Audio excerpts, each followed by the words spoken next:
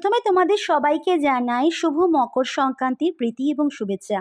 আজকে আমি তোমাদের সামনে একটি কবিতা উপস্থাপন করব। কবির নাম হলো শরৎ কুমার মুখোপাধ্যায় এবং কবিতার নাম হলো বঙ্গভূম।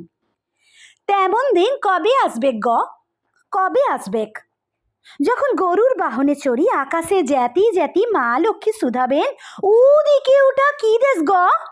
লদি ভরি জল টমটম করে, মাঠ ভরি ধান, কালো কালো মানুষগুলান খিলখিল খিলখিল করে হাসে। অন্তর্যামী নারায়ণ মিটিমিটি হাসবেন, শুধবেন, তোমার মনে লাই কতবার ইছ ওইদিকে, তোমার মনে লাই কত পূজা লিয়েছ, এই হলো বঙ্গভূম। বান হয়েছিল, ওরা বাঁধ বাঁধল, লদি শুকাইছিল, এখন কেলান হয়েছে, বছরে তিনবার ধান উঠে, দেখো কেনে নতুন দালাল হয়েছে কত, ওদের আর কষ্ট লাই। বিকালের সোনার পাড়া লহর, ওই শুনো টিক টিক টিক টিক করে শব্দ উঠে, বলো দিনি ও কিসের শব্দ? কি জানি, মা লক্ষ্মী অবাক হই তাকান।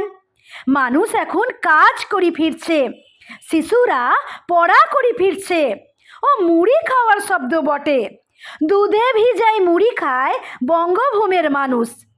হায় দেখো, তেমন দিন কবে আসবে গ, কবে আসবে? দুধ পাবে, পেট ভরে মুড়ি পাবে পোড়া দেশের মানুষ, তেমন দিন কবে আসবে গ? নমস্কার। আজকে আমি আর বোন চলে গেছিলাম আমাদের পৌষ সংক্রান্তি উপলক্ষে মার্কেটিং করতে। তো প্রথমেই নিয়েছিলাম আমরা গুড় দু রকম নিয়েছি জানো তো, একটা হচ্ছে এমনি লিকুইড গুড় আর একটা হচ্ছে সেই ঘন টাইপের গুড়। ওখান থেকে আমরা নিয়েছিলাম চালগুড়ি, তারপর পুজোর জন্য কিছু ফল টল নিয়েছিলাম, আর নিজেদের বাড়ির জন্যও কিছু নিয়েছিলাম। তারপর একটু সেই বাড়ির বাইরে লাগানোর জন্য ধানের শীষ মতো নিয়েছিলাম, এগুলো আলমারিতে বিভিন্ন জায়গায় লাগানো হয়।